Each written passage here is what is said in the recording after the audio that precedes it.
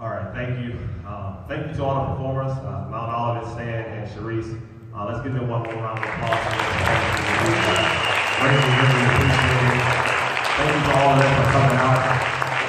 Seriously, thank you for being a performers at this event. I know a lot of this was kind of a last minute rush thing, but they did their thing and they put it together, they held it together. So first off, what I want to talk to you all about is actually Young Ones motivation and actually some of the things that we want to get done and some of the things that I want to see the youth in our community achieve within Young Ones motivation. And the reason I decided to call this and the reason I decided this day was because I wanted this event to be titled The Resurrection of Uniontown. Because one of the things that I believe is that I truly believe that Uniontown actually needs to have a resurrection. So give me 1 second, let me get this out the way. I truly believe that Uniontown, again, needs to have a resurrection because you see, when I'm going around and I'm talking to a lot of the younger guys in the area, in the community my age, one of the things that I'm seeing consistently is that a lot of the younger guys that are around my age or younger actually live life with little purpose.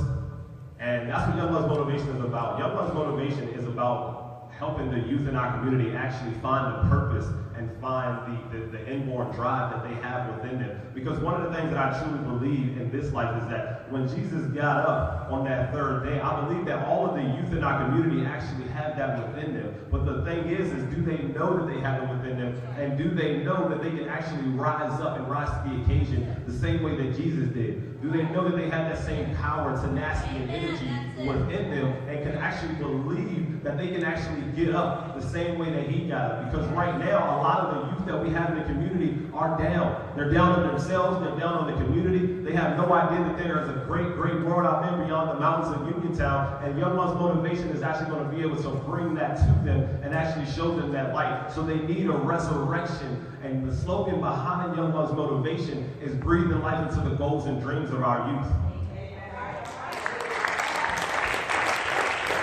We're going to breathe life into the goals and dreams of our youth. And how we're going to do that is I came up with something that is called CPR. And when you think about CPR, breathing life into the goals and dreams of our youth, one of the things that I've noticed in the change in CPR about the past 3 years is that there's no more mouth-to-mouth resuscitation in CPR. There's only chest pumps. There's no more mouth-to-mouth resuscitation. There's only chest pumps. Okay? So I'm going to take you all down a little journey. I need you all to follow me. I need you all to follow me metaphorically. Because you see, CPR originally stands for cardiopulmonary resuscitation, okay? Now, what we've done at Young Ones Motivation, what I've done is I've actually taken the letter CPR and actually made them stand for something different. And I've actually came up with this slogan called Core Perseverance Restoration, okay? Core Perseverance Restoration. Because in order to succeed in life, I believe that the first thing that you have to do is you have to start with your core. Okay? You got to start with what's inside of you and what's been given to you. Okay? You don't change who you are because the goals and because the values that your parents have instilled in you, you want to keep those things consistent. So you don't change who you are, you actually change what you are. Okay, and the only way to do that is to start with the core. And then once you start with your core, you have to persevere because there are going to be trials, tribulations, and there are going to be things in your life that are going to get you down, but you have to know that you can persevere through anything in your life, okay? And then, only then, after you started with your core and after you persevered over all of the things that you've been through in your life, will your life be restored, okay? So, in Young Ones Motivation, one of the things that I truly believe is I believe in abundance, okay? That's a big word for me. Abundance. One of the things that we're going to teach at Young Ones Motivation is about abundance. And I believe abundance is, you have to experience abundance in every area of your life, okay? No one area of your life can far outweigh the other areas in your life, all right? Because it's not going to, you're never going to achieve true happiness if one area of your life far outweighs the area of another. And in Young Ones Motivation, we have 6 areas of life. And I want to go over those 6 areas of life with you. The 6 areas of life for Young Ones Motivation will be your family, your social life, your relationship, your spiritual life, your career, and your health. And in the 6 areas of life, you have to be able to achieve abundance in every one of the areas in your life, because again, no one area can far outweigh the other area. You're not going to have a very good career and then have a bad social life. It's not going to work. You're never going to find true happiness in that. You can't have a great spiritual life and then have a bad relationship with your family. Again, you're not going to find your true happiness. You find your true happiness when you achieve abundance in every area of your life. And one of the things that I hear so consistently with a lot of the youth in our area is this thing about money, money, money. If I have the money, I'll be happy. If I have the money, it's going to be everything for me. But I got news for you. There's a saying that goes around that says money won't make you happy. Money can't buy happiness. And a lot of you all are going to disagree with me when I say this next thing, but I want you all to follow me again. I truly believe that money will make you happy. Okay? I believe that money will make you happy, because what money does for you is it allows you to do the things that actually makes you happy. It allows you to invest, and it allows you to come to events like this where you can actually show your happiness when the praise team is up here, when Stan is up here, when Sharice is up here. It allows you it gives you freedom to invest in the things that you want to invest in. It gives you the freedom to actually do the things that you want to do, to buy the house that will make you happy, to buy the car that will make you happy, to do all of the things, to take your kids on different vacations, and to do different things, special things with your kids. So I truly believe that money will make you happy, but I don't believe that money will satisfy. I don't believe that money will satisfy. Because if money satisfied, we wouldn't see so many rich people who are depressed. We wouldn't see so many rich people who are committing suicide. We wouldn't see rich people who have the same mentality as poor people. So money will make you happy in some ways. Yes, it will. But money will not satisfy. Money will not be the end all and the be all to your life. You have to learn to achieve abundance in every area of your life. The 6 areas of your life, you have to learn how to achieve abundance in those. And we're going to go over exactly how I believe the youth in our community are going to achieve abundance in their life right now.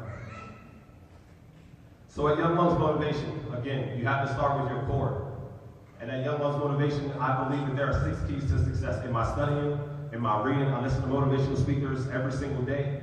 I've read numerous books. I've watched numerous motivational speaking videos on YouTube, and I've studied this, and I believe that 6 things are consistent in achieving success in your life and in the lives of our youth.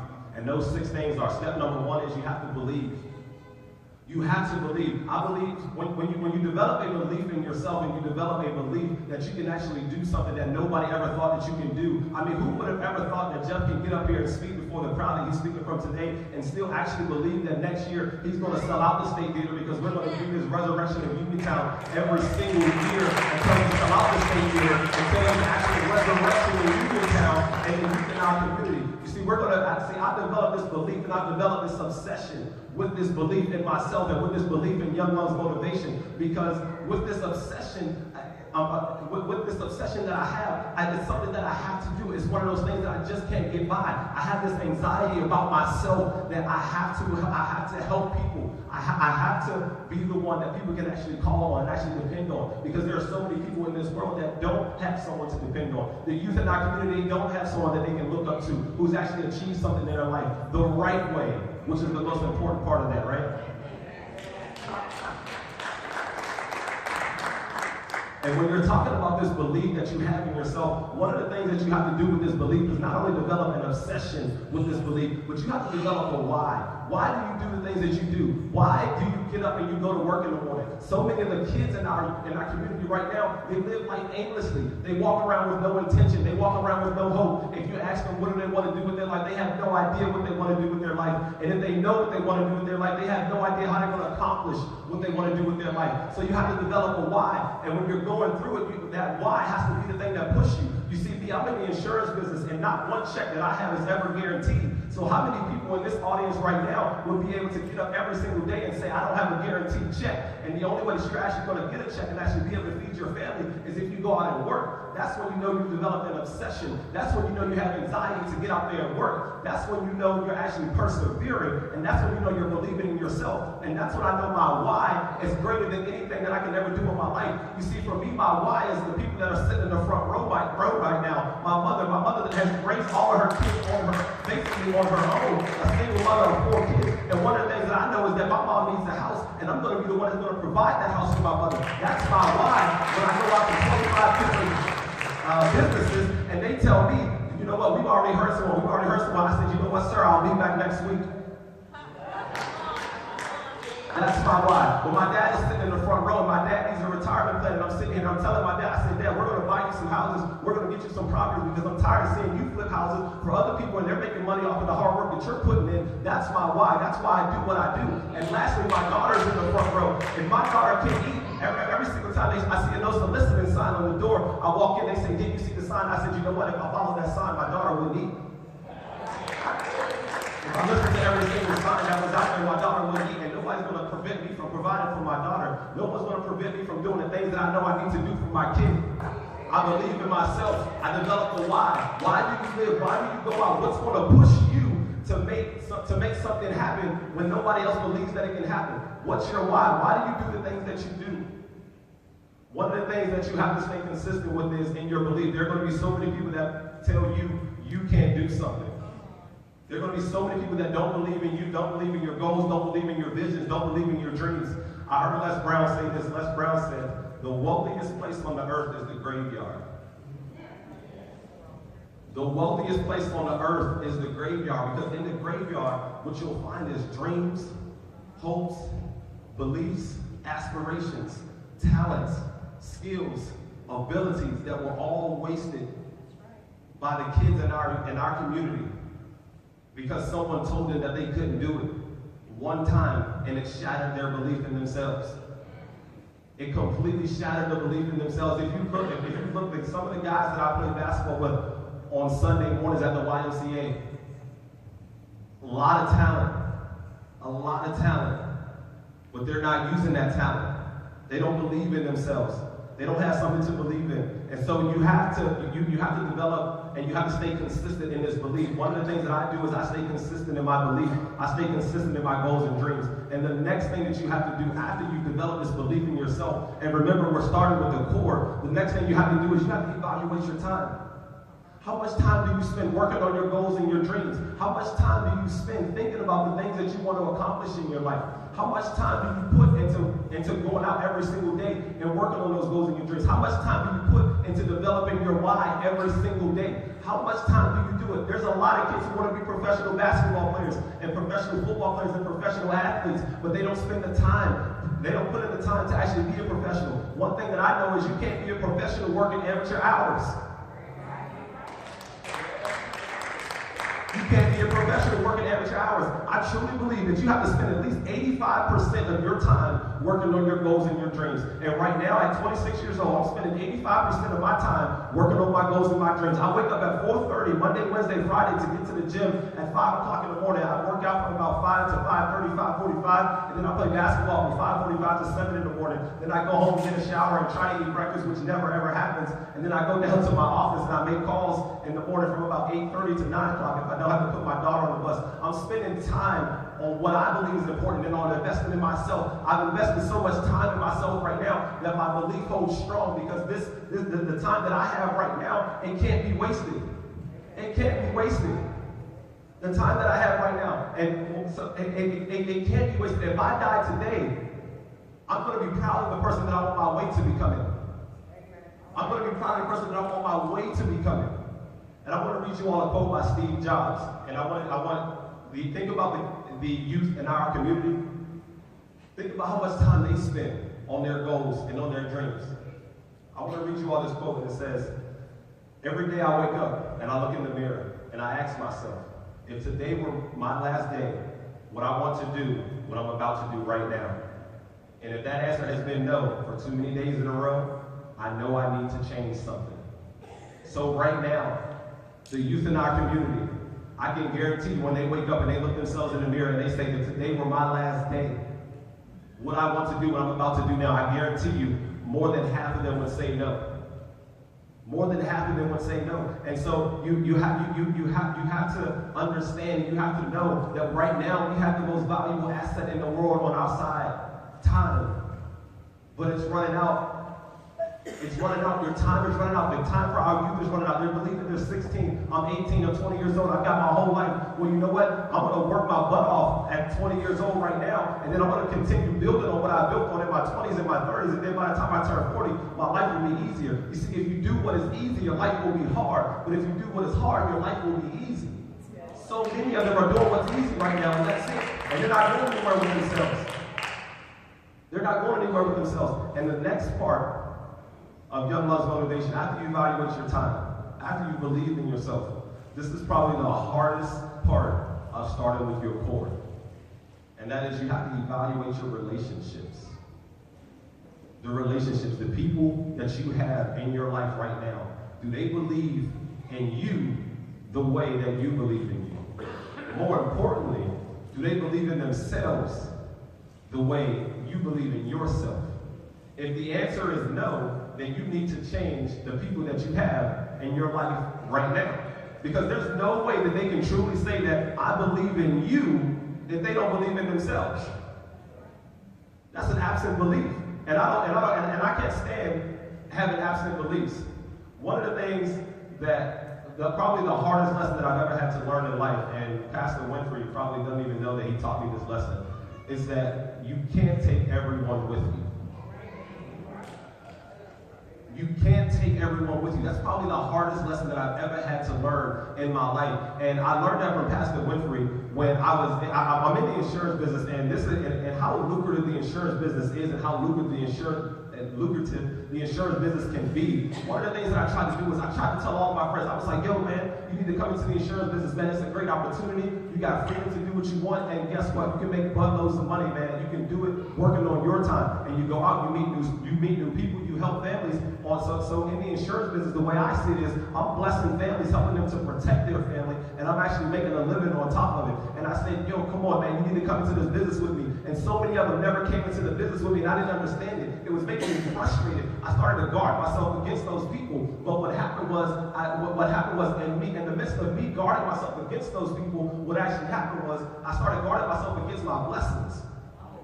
I started guarding myself against my blessings instead of guarding myself against just those people. And so one day I was at church on a Sunday, and I heard Pastor Winfrey, and he said this.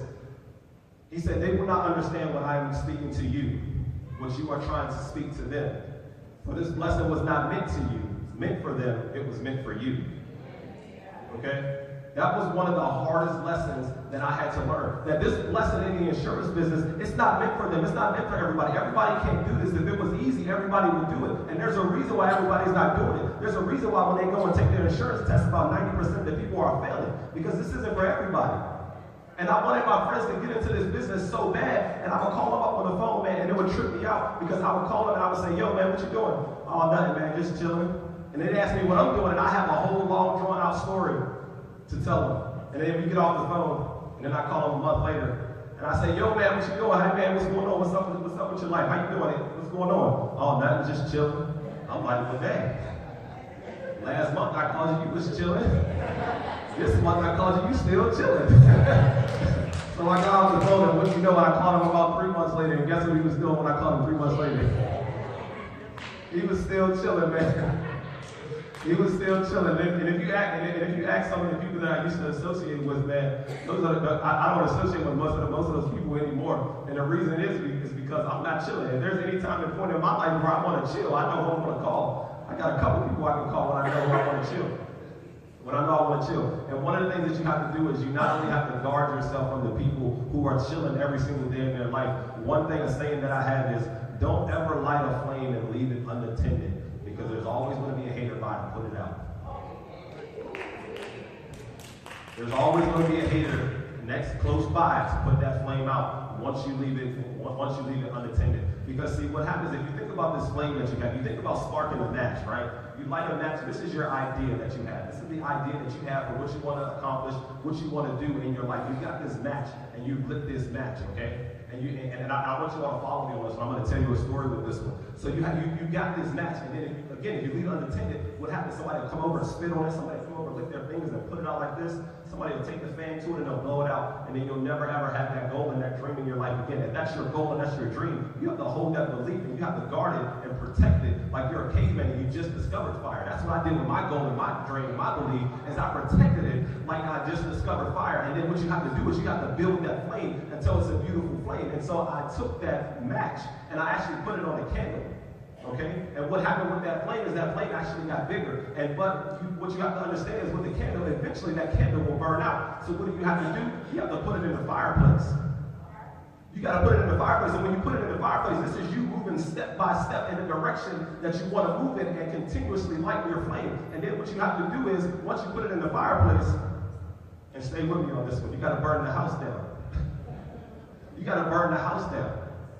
Young One's motivation, me getting up here in front of all of you all right now this evening, and me saying to you all that I'm going to do this every single year until I get the crowd that I want, until I get the crowd that I know I deserve. I'm going to burn the house down every single day. And then see, what you have to do is, I've taken this idea of Young One's motivation, and I got this fire, and it's lit so beautifully, and it's lit, and it's burning so high, and it's burning so strong that everybody can see it. And what happens is, those haters that were once able to come up and blow out your fire and spit on your fire, they can no longer come up to this fire that has this house that's on fire, because it's blowing and it's blazing so high and so heavy that the heat actually deters them away. And so what happens is, they actually start leaving you alone.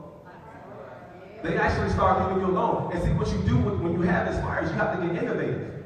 You have to get innovative, because not only do you have this fire, you want to be able to excel, you want to be able to exceed and achieve above the rest. I don't want to just leave my fire on the ground. I want to be able to soar in the air, and I want to be able to move above the ground and see all of the little haters down at the bottom so that I can see them. And what do you have to do with that? How do you do that? How do you take that fire and you rise above the competition? You rise above the rest. What you got to do is you got to get yourself a balloon and create a hot air balloon. Right? You create that hot air balloon, and then that's when you'll start to see the world in a different way. Because you see, looking at the world down here seems a lot different than when you're looking at the world from 30, 40,000 feet in the air when you're in a hot air balloon or when you're in a jet. Again, don't light that fire and leave it unattended, because there's always going to be someone close by that's going to put it out. There's always going to be somebody close by to put that fire out. And I want to tell you all about a relationship that I had. This was a relationship that I had with a particular metaphorical person. This isn't an actual person. This was just a metaphorical person, and I want to share this relationship with you all that I had. And I want to share it to you all in a poem. And the poem goes like this. When I was younger, people used to always tell me how beautiful you are, how you came with the house, money, happiness, and car. So I started to look for you till I found out who you are. To find you, I started pumping gas, shoveling snow, and raking leaves.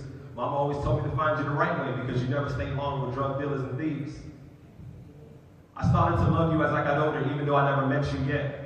You started to show up in parts of my life, but I was too afraid to step to you because I didn't know how far I'd get.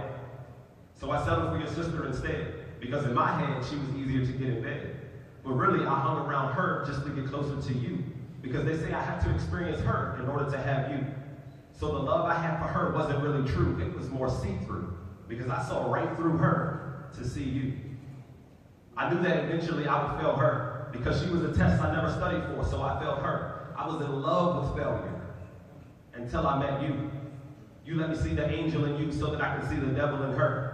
She let me sleep with her friends, distraction and temptation. Never did I go into contemplation about what they were doing to my life. I thought she was holding me tight at night till I started to feel her knife. So I got out of bed and decided to change my life. I studied you from other guys who had already met you. So when I finally get you, I would know the things that they knew. And if I ever mistreat you, I hope that you will correct me, because I know in order to keep you, I must protect you. I pray that you teach me exactly how to treat you. In 2016, success. I can't wait to finally meet you.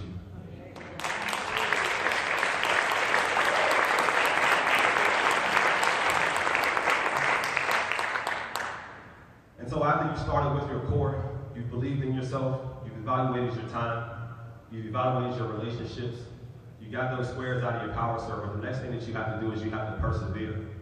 And perseverance is extreme persistency in trying to achieve a goal and continuing with the attempt beyond the point where most people would stop. And it also frequently means that you have to experience more failure than most people would be willing to endure. You see, one of the things about life is that right now we are all already going through pain. In some form, shape. We are all already going through pain. But wouldn't you much rather have that pain mean something when it's all said and done? Wouldn't you much rather go through that pain and know that there's a light on the other side as opposed to living in that pain for the rest of your life and then dying in that pain? And what happens is with the youth that we have in the community that we have in our area right now, so much of our youth are actually dying in pain. They're dying in pain right now because they don't believe it. And in order to get out of, and in order to move past and persevere in life and to persevere in situations, you got to change your mind. That's the first step. It's changing your mind. Because see, you can change everything externally if you want. You can move, you can get into a new relationship, you can buy a new car, you can try to find a new family, but all of the things that were in your life before will perpetuate themselves back into your life if you don't ever change internally, because you never changed what was inside. So those same experiences are going to come right back into your life, whether you believe it or not. I can guarantee it.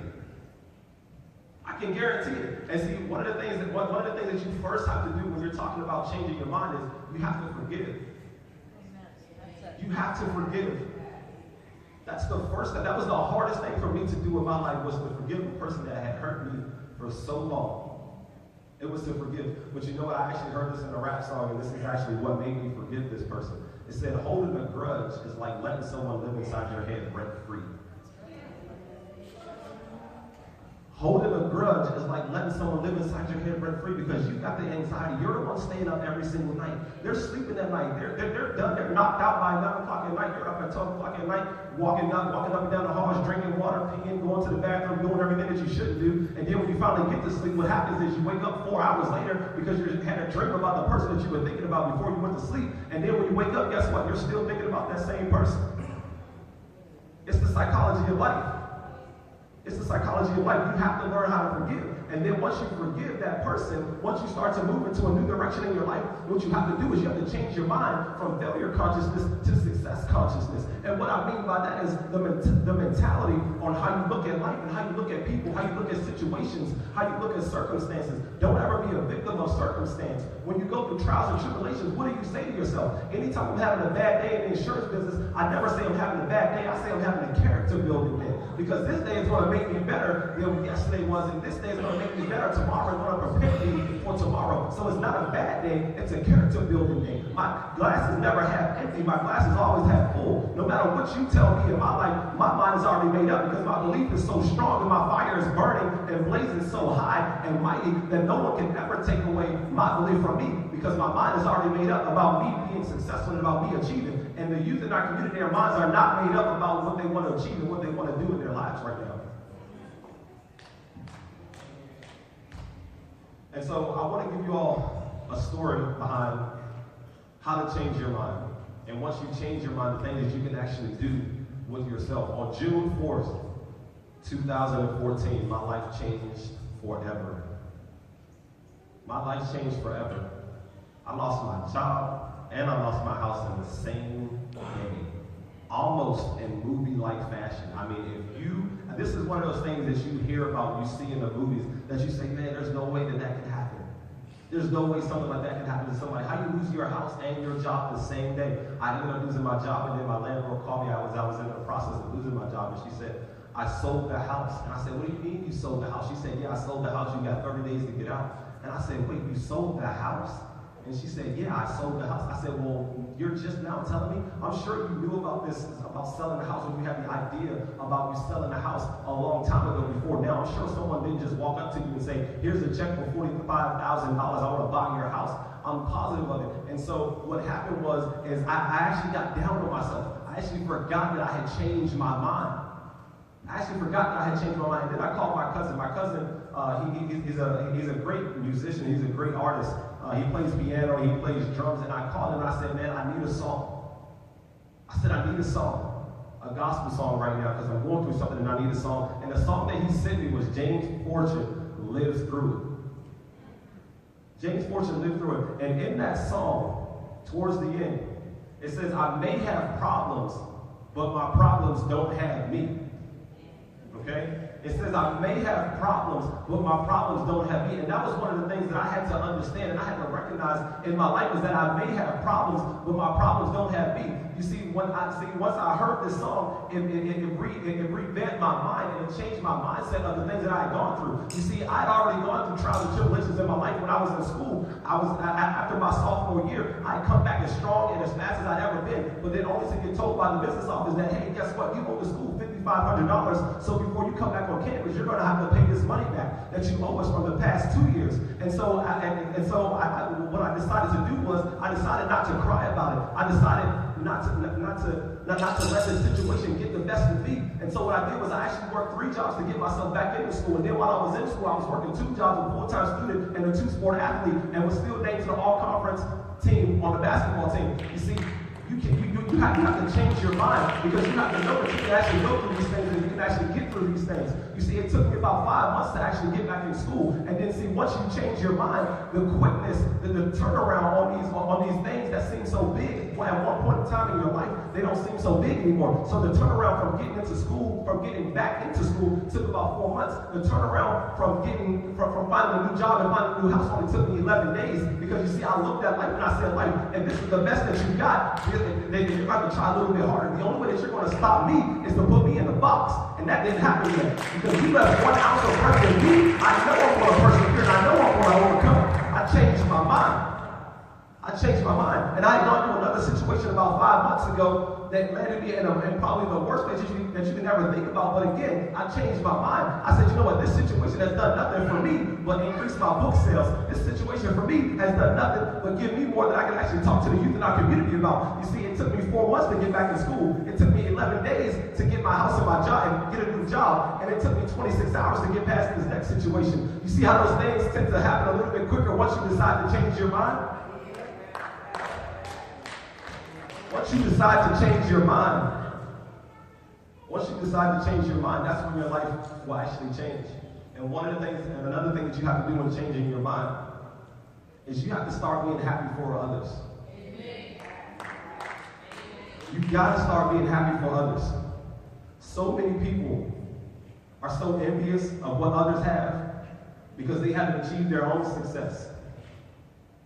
They're so busy looking and being envious of somebody else's blessing that they miss the blessing that God has right in front of them. Because if you're looking left, how can you ever see the $1 million ticket that God has right in front of you? And he's been poking at it and doing like this. And see, what happens is you miss your moment. And once you miss your moment, you have no idea when that moment is going to come back around. That moment may not happen for another 3 months, 6 months, 1 year, 3 years, 5 years. So you can't be so envious and looking at what other people have and missing the blessing that God has for you. You see, I stopped being envious of what other people have, and I started looking at what God had for me. Because one of the things that you have to understand is about life is that if you want what heaven has, you have to think like heaven thinks.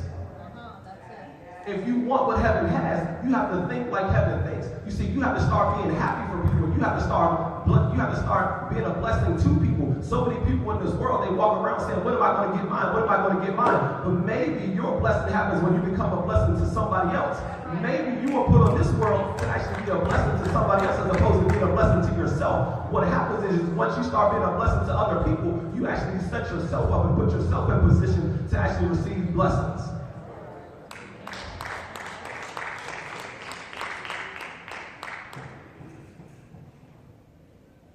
And changing your mind, there's one thing that you got to remember. This is a quote by W.C. Henley.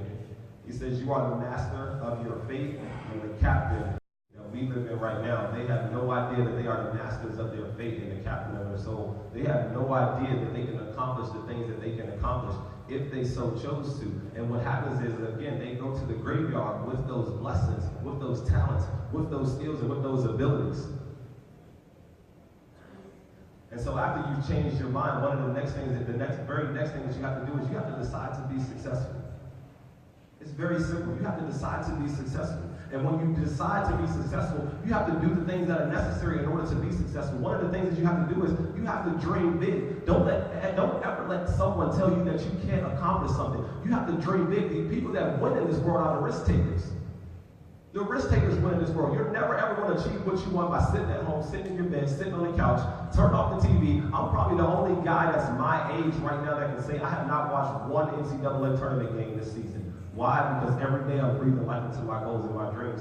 And watching them guys achieve their goals and dreams is not going to help me achieve mine. It's not going to help me achieve mine. You see, most people fail in life not because they aim too high and miss. Most people fail in life because they aim too low and hit. We've got so many of the youth in our community that just say, I just want to graduate. All right, well, you graduated. What have you done after your graduation? You haven't done anything. What have you done with yourself? What's the next step? You see, you're aiming too low. They say, I just want to graduate. If I graduate, I feel like I made it where he didn't make it to. Well, guess what? I'm not trying to make it where he made it to. I'm trying to make it where they made it to. I'm trying to make it to the 6% in this world. I'm trying to be a part of the 95%. And if you don't know what the 95% is, 95% of people in this world live paycheck to paycheck. I want to be part of that 5%. I want to be part of that 6%. Where I don't have to struggle, where my daughter doesn't have to want for anything, where my mom and my dad doesn't have to want for anything. I want to be a part of that. I'm aiming high. I'm aiming high. And I may miss, but I guarantee you if I miss, some other success is going to come out of it.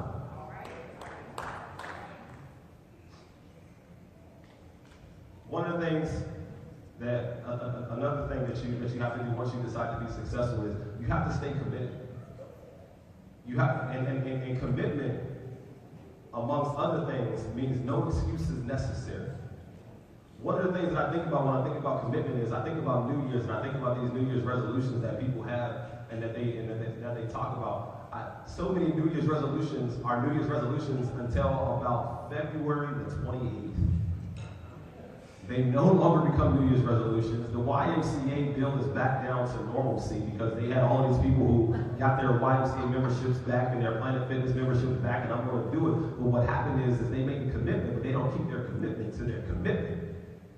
And in life, you have to keep your commitment to your commitment, and that no excuse is necessary. And then once you keep your commitment to your commitment, you have to fall in love with the process. That's what happens with a lot of people is when they're trying to work out, when they're trying to lose weight, when they're trying to tone up, when they're trying to build weight, build muscle mass, whatever it is, they don't fall in love with the process. And in life, you have to fall in love with the process. You see, all of the letters in the word success have curves in them. So you can't expect a straight line to success. You got to expect some twists and turns.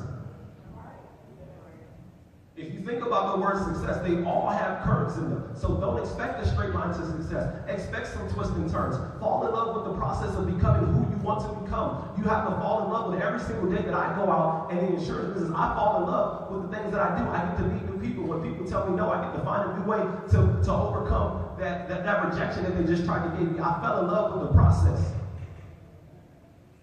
And I know I fell in love with the process because I've set goals. I've set goals on the things that I want to become. I want to become, and I want to bring into my life.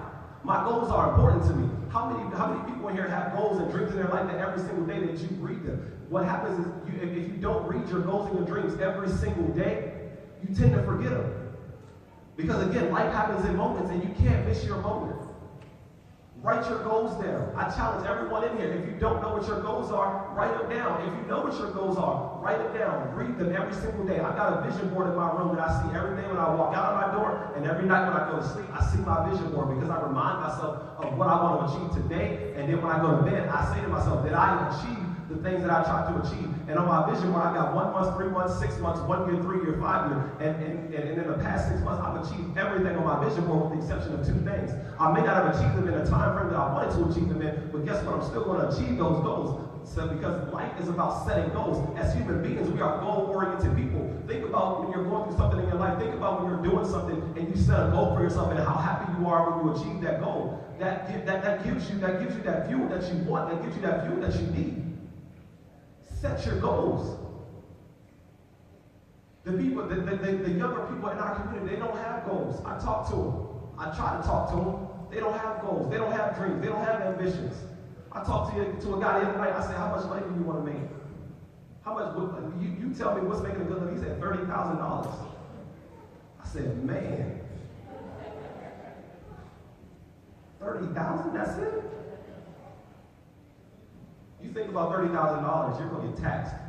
Probably about, what, 9,000 of that, 30,000, so you're, what, down to 21,000 right there? If you think about what the value of the American dollar is worth right now, so that 21,000 $20,000 ends up becoming maybe around $13,000. So you're telling me the only thing you want to make for a year is $13,000 in value?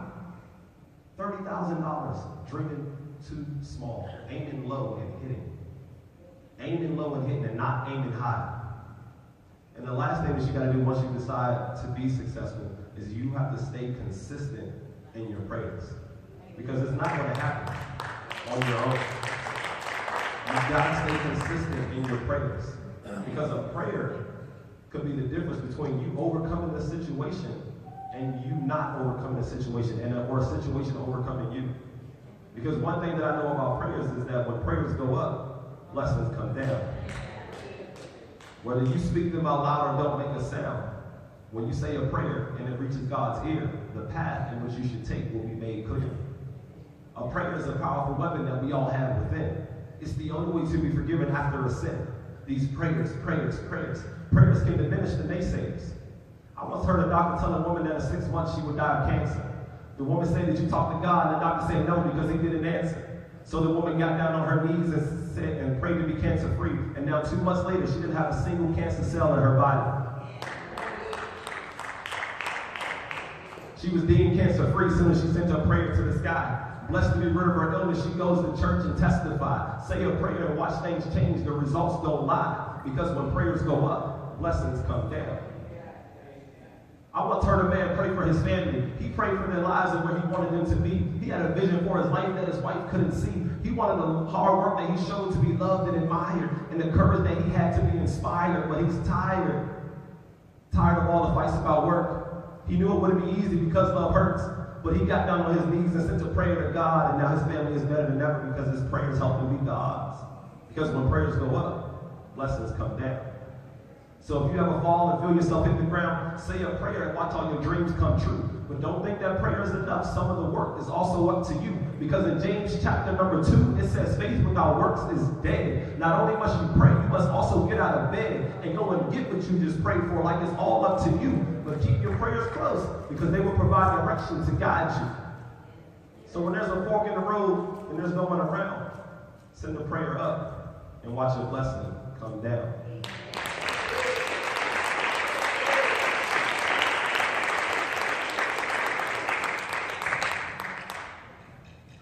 The last thing in the 6 keys to success, after you believed, after you've evaluated your time, after you've evaluated your relationships, you've changed your mind, you've decided to be successful, the next thing is probably the hardest thing to do alone, is go after it as if your life depends on it.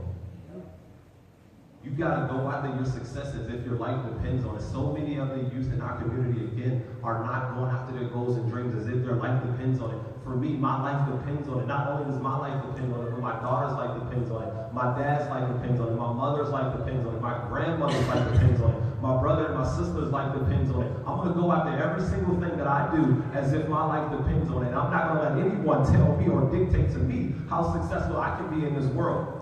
Success is your duty, responsibility, and obligation. When we're born on this world, we are put here and designed to be successful. And the difference between you being successful and not being successful is about the choices that you make in your life. And for me, I make the choice every single day of my life to go after my goals and dreams as if my life depends on it. And with everything that I do, I keep 3 things in mind: faith, focus, finish.